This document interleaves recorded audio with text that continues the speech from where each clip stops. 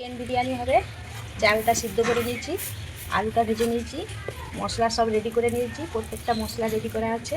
চিকেনটা রয়েছে, চিকেনটা আগে কষে নিব, তারপরে কষাবো। হয়ে গেছে, পেঁয়াজটা দিয়ে দিই।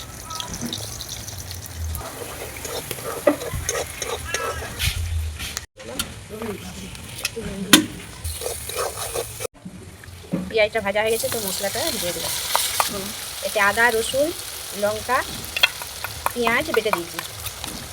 এটাই শুকনো লঙ্কা বাটা আছে, আর সামান্য কাঁচা লঙ্কা দিয়ে জিরা গুঁড়া, লঙ্কা গুঁড়া একটু বেশি দিয়েছি। দুরকম মাংস হবে, ওই জন্য একবারে মশলাটা কষে নিচ্ছি। নুনটা কম দিয়েছিলাম, আর একটু নুন দিয়ে দিলাম।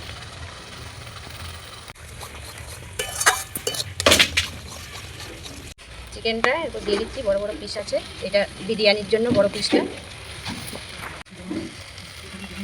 বড় পিস।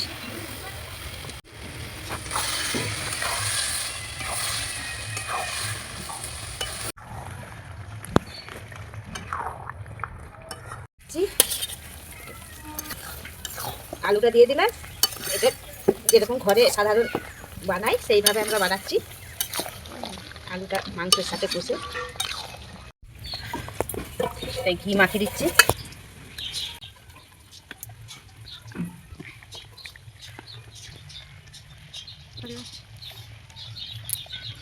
বিরিয়ানি মশলা, বেরেস্তা, ভাতটা আবার দিলাম।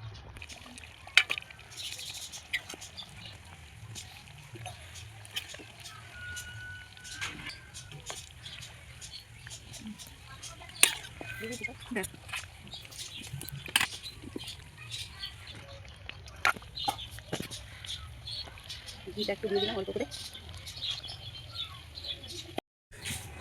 হালকা আছে, এরপর বসিয়ে দিলাম। হয়ে গেছে, এরপর নামিয়ে দিচ্ছি। কম আছে বসানো ছিল। আলুগুলো সিদ্ধ হয়ে গেছে।